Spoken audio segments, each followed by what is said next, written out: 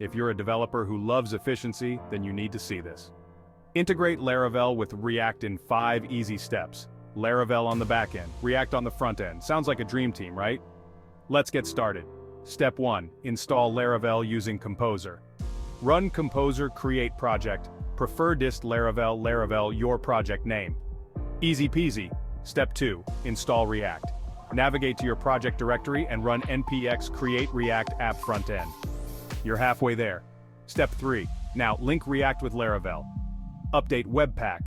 Mix JJs and Laravel to compile your React files. Add .react resources JS app.js public js. Boom, linked. Step 4. Create an API route in Laravel to fetch data from the backend.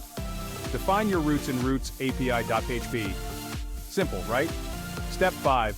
Fetch the data using Axios or fetch API in your React component. Connect the dots between your front-end and back-end. And that's it.